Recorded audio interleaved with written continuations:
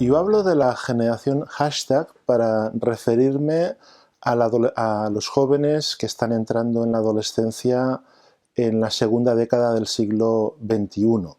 Y la comparo con la generación anterior que denominé hace ya tiempo la generación arroba, ¿no? Que es la generación digital, que a su vez se compara con la generación anterior, que podríamos calificarla de la generación X, que fue la última del siglo XX. Estas tres generaciones tendemos a pensar que la adolescencia es un síndrome eterno que responde al clásico modelo de la crisis de identidad, del Sturm und Drang romántico, que ya hace más de un siglo los psicólogos y psiquiatras norteamericanos conceptualizaron como el eje central de la adolescencia, es decir, ese momento donde todo se remueve, donde el cuerpo, el espíritu y la sociabilidad entran en juego. Eso provoca una crisis de identidad personal, colectiva, en relación con el mundo adulto, que si se resuelve bien lleva, digamos, a adultos, ciudadanos, hombres y mujeres activos, profesionales, formados y maduros, pero que si se resuelve mal conlleva toda una serie de problemas de adaptación psicosocial que tenemos claro que hoy afectan a muchas de nuestras instituciones.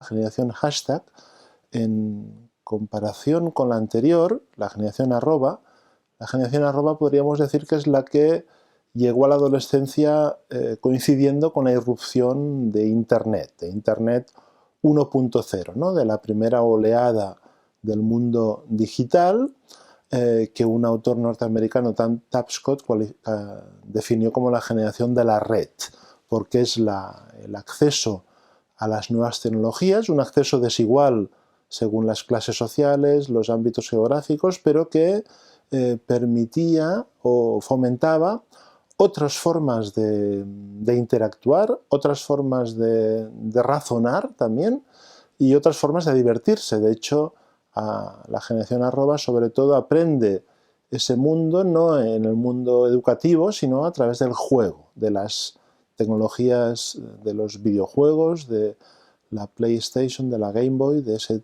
tipo de tecnologías que desde finales del siglo XX fueron introduciéndose. Y el correo electrónico y los primeros chats serían su forma de comunicación, y también los SMS, ¿no? el lenguaje móvil a través de los SMS. Pero eso ya forma parte del pasado, en cierta manera, ¿no? Es casi la prehistoria, aunque es una prehistoria muy cercana. Las generaciones actuales, los niños que están haciéndose adolescentes hoy, han sido educados más bien en la era de las redes sociales, ¿no? De Internet 2.0 o incluso a veces 3.0, en el que ya, y también de los teléfonos móviles ya de segunda o tercera generación, los smartphones, en los que, digamos, todo ese mundo digital se condensa en las redes sociales. Las redes sociales, uno de los primeros ejemplos, Facebook, ya tiene su edad, pero que ha sido un esquema de interacción que ha ido extendiéndose su influencia, y que no es solo un programa o un lugar en Internet, sino que es sobre todo una forma de interactuar que condiciona otros aspectos de la vida. El modelo de las redes sociales supone un tipo de impacto que podríamos denominar viral, ¿no? Ya no es una difusión de la información y de las conciencias cara a cara o a través del teléfono del SMS, por ejemplo, lo que fue hace 10 años la famosa revuelta de los móviles tras el atentado terrorista, sino que es un tipo de uso muy plural, que puede tener dimensiones políticas, como se vio con el 15M, pero que también, sobre todo, tiene dimensiones lúdicas, ¿no?, en la vida cotidiana de los adolescentes. Eso, en el fondo, como antropólogo debo decir que no es algo muy novedoso, esa necesidad de los adolescentes por comunicarse, por hacer amigos, por establecer unas redes de grupo, solo que ha cambiado el ámbito donde eso se produce. En el pasado, en mi adolescencia, se producía en la calle, en el espacio público. Hoy, por suerte o por desgracia, hemos limitado el acceso a la calle a los jóvenes, lo vemos mal, ponemos múltiples barreras para que jueguen e interactúen en el espacio público, en parte porque les hemos sometido a una multiactividad extraescolar que, en mi opinión, puede ser demasiado excesiva y tener demasiada presión. También porque hemos urbanizado la calle de una manera que impide el uso por parte de los niños y jóvenes.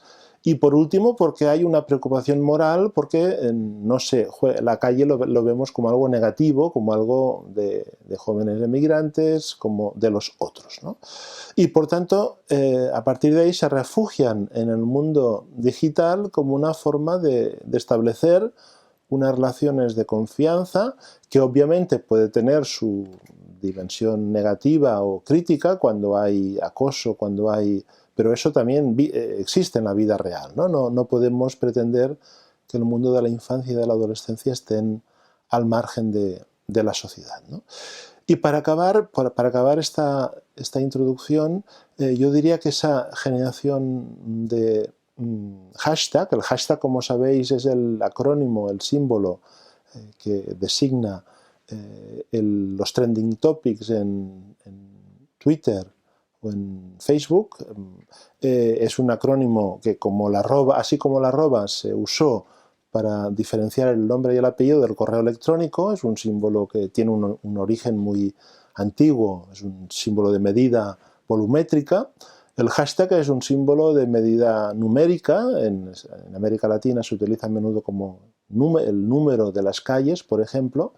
Y aquí es el lema que designa los temas que interesan a algunas personas. Pueden ser temas políticos, como sucedió, pues, por ejemplo, con el 15M, con el hashtag Spanish Revolution.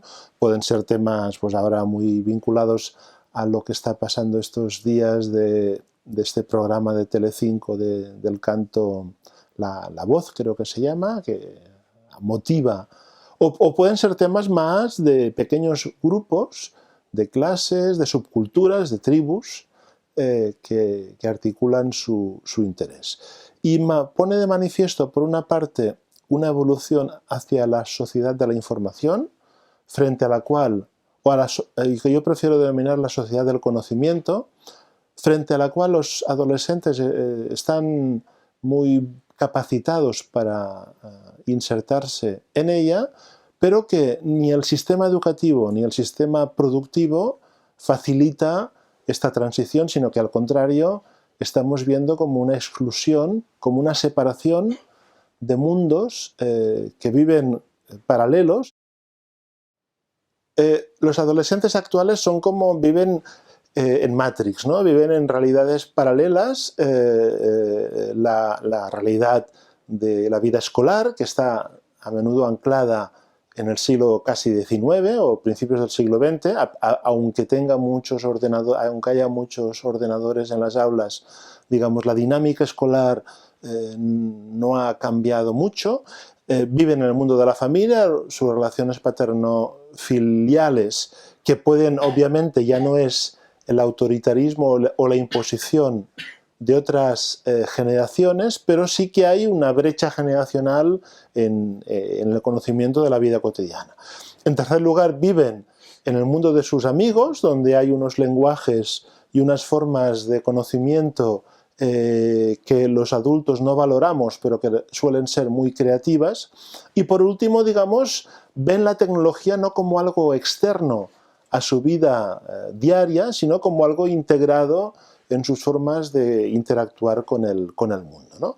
Así como, para acabar Así como hace un siglo se inventó la adolescencia, Stanley Hall, un psicólogo norteamericano, habló de la adolescencia, de la crisis de identidad, la adolescencia como condición biológica, es la pubertad lo que modifica esta forma de actuar. Hoy podríamos decir que la adolescencia es una condición tecnológica, ¿no? Es a partir de la interacción con múltiples aparatos, múltiples pantallas de nuestra vida cotidiana, que los adolescentes se van abriendo al mundo.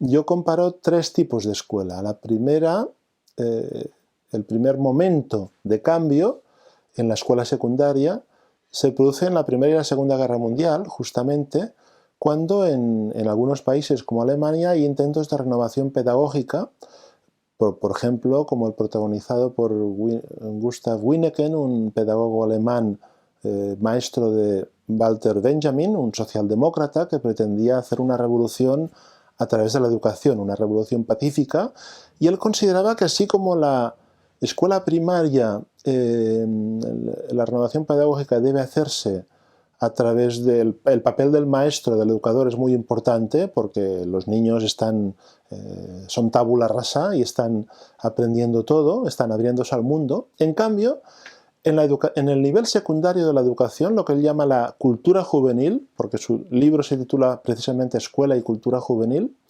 la Jugendkultur en alemán, que es un término, no es un término inglés, los inventores de ese término no fueron los americanos o los ingleses, sino que fueron los alemanes. En la escuela secundaria era un ámbito de expresión, de creatividad de la cultura juvenil, de interacción. Es decir, el maestro, el educador, el docente, en el mundo secundario no puede imponerse por encima completamente del discente, del estudiante, sino que debe encontrar maneras, debe haber una coeducación. Debe haber una coeducación en la cual, según Gustav Winneken, los adolescentes, los jóvenes, podían aportar mucho. Él llamaba eso la escuela de la vida. La escuela secundaria debía ser una escuela muy en contacto con la vida, con las profesiones, salir del ámbito físico de la escuela e ir a descubrir el mundo de la historia del pueblo, de la agricultura, de la industria, de los conocimientos, que no debía formalizarse en libros de texto, sino que debía ser fruto de una interacción, de una preparación didáctica en la cual los adolescentes podían intervenir, ¿no? Eso, por desgracia, hubo experimentos interesantes, pero por desgracia quedó truncado primero por el auge del nazismo y de los totalitarismos y por las guerras civiles y mundiales, y también porque tendemos a pensar que la pedagogía solo es para la educación primaria, como si en la secundaria, ya no digamos en la universidad, no fuera necesaria una renovación. Por tanto, lo importante de ese primer momento es que la cultura juvenil no viene del mundo del tiempo libre o del consumo, sino que viene del ámbito escolar, ¿no? El segundo momento podríamos decir que es en los años 60, cuando, sobre todo en Estados Unidos, pero también en Europa, en la escuela secundaria empieza a llegar la cultura juvenil. La cultura juvenil en ese momento nace no en la escuela, sino en el consumo, en el ocio, en la música, en la diversión, ¿no? Es la época, pues, del rock and roll, de las películas, de los bailes, de las tribus urbanas, de las subculturas, que en España llegan un poco más tarde, puesto que en esa época estamos en plena dictadura. Y ese mundo influye en la escuela secundaria a través, por ejemplo, del deporte, la llegada del deporte, las fiestas de promoción, los festivales, pero es un mundo un poco extraescolar. No forma parte del currículo, sino que, para utilizar una expresión de un sociólogo norteamericano que investigó varias high school en esa época, él habla de la sociedad adolescente, ¿no? De teenager society. La sociedad de los teenagers, de los adolescentes, es como un mundo aparte en la escuela. Se vive como dos mundos paralelos, el mundo oficial de la escolaridad y el mundo de la subcultura teenager, que va surgiendo en los intersticios de la escuela, ¿no? En la hora del patio, en las fiestas, en los deportes, en las actividades extraescolares, en las salidas del fin del fin de semana. Y se crea como un lenguaje mutuamente incomprensible. Los adultos viven en un idioma, hablan un idioma, y los teenagers hablan otro idioma mutuamente incomprensible. Por ejemplo, él mantenía que en esa época las diferencias de generación empiezan a ser tanto o más importantes que las diferencias de clase social, ¿no? Pero en esa época no hay una renovación pedagógica de la escuela, sino que se mantiene la estructura pues, clásica de un aula con una pizarra, con una tarima, con un profesor que lo sabe todo y que va enseñando a sus alumnos, y no se ofrece a los alumnos esa posibilidad de introducir lo que para ellos es importante, ¿no? Por ejemplo, una anécdota muy significativa: la música, que es algo tan importante en la vida, en la cultura juvenil, se convierte en una María en la escuela secundaria, ¿no? Primero porque se acaba en Beethoven, como máximo se llega a Beethoven, y segundo porque todas las músicas que interesan a los adolescentes quedan excluidas, en la mayoría de los casos, o ya no siempre es así, por suerte, del mundo educativo, ¿no? Sorprendentemente, algo que interesa tanto a los jóvenes se convierte en una María. O otros elementos que están presentes en la cultura juvenil, como la plástica, ¿no? El graffiti, la moda, la historia incluso, aprender historia a través de la historia de las subculturas juveniles, aprender geografía o incluso aprender de matemáticas, pues eso queda un poco prohibido y la escuela empieza a vivir como en contra de la cultura juvenil, la expulsa, la prohíbe, pero también, a su vez, los jóvenes protestan, digamos, se resisten frente al mundo escolar y empiezan a tener actitudes de rebeldía, de antiautoritarismo, de indisciplina, que no son bien vistas por el sistema escolar. Por último, el tercer momento es las últimas 2 décadas, podríamos decir, la escuela digital, ¿no? El mundo digital, cuando estos adolescentes de la generación arroba y de la generación hashtag de los que antes he hablado, ven como aprenden muchas cosas fuera del ámbito escolar, que sobre todo a través del uso creativo de las nuevas tecnologías, y en cambio el mundo educativo de la escuela sigue anclado pedagógicamente en el pasado. Es verdad que hay asignaturas de informática, es verdad que los ordenadores empiezan a llegar a las aulas, pero se produce pero en la dinámica educativa, la dinámica del aprendizaje no cambia demasiado. No hay un empoderamiento hacia los jóvenes, hacia los adolescentes, de darles mayor protagonismo para que puedan tener una actitud activa en esa. En realidad, la clave es que la educación podría ser muy divertida. Aprender es un descubrimiento, ¿no? Y tiene obviamente un momento de esfuerzo, de hincar los codos, como decimos, pero el esfuerzo no está reñido con la diversión, ¿no? Es cuando tú practicas un deporte o una diversión que te gusta mucho, si te gusta realmente, disfrutas entrenándote, ¿no? Y hoy en la escuela no pasa eso. Para acabar, digamos, estos 3 momentos suponen una forma de interacción entre adultos y adolescentes y entre aprendizaje y desaprendizaje distintos. Pasado es una escuela que yo denomino, o que Margaret Mead denominaba posfigurativa, en la cual los adultos enseñan a los jóvenes de una manera vertical. La segunda escuela, la de los años 60, es una escuela configurativa, en la cual los adolescentes aprenden de los jóvenes. Es un aprendizaje horizontal. Y en la tercera escuela, la escuela digital, podría ser una escuela prefigurativa, en la cual son los adolescentes quienes saben más de muchas cosas que nosotros y nos enseñan. Y podemos aprender de ellos, ¿no? No se trata de que los 3 modelos uno reemplace al otro, sino que puedan convivir de manera armoniosa o de manera creativa en la escuela de hoy. Sin duda mis padres eran maestros y mi padre siempre decía que la educación de un maestro empieza 20 años antes de nacer, es decir, con la educación de sus padres, ¿no? La educación, cómo fueron educados sus padres, los valores que se transmitían, las formas de aprendizaje, condicionan cómo el maestro va a enseñar después. Y yo añadiría a lo que decía mi padre, empieza 20 años después, pero acaba 20 años más tarde, puesto que a los maestros de hoy, los que hoy están siendo educados, van a tener que educar a niños y jóvenes que van a integrarse en la sociedad adulta dentro de 20 años, ¿no? Por tanto, deberían tener en cuenta este futuro. Mis padres, cuando acabaron el magisterio, hicieron una oposición, se pusieron a enseñar y ya nunca más volvieron a educarse, ¿no? Hoy los maestros y cualquier profesión, un médico, un mecánico, lo que aprendía de adolescente o de universitario ya le servía para el resto de su vida. Hoy no es así.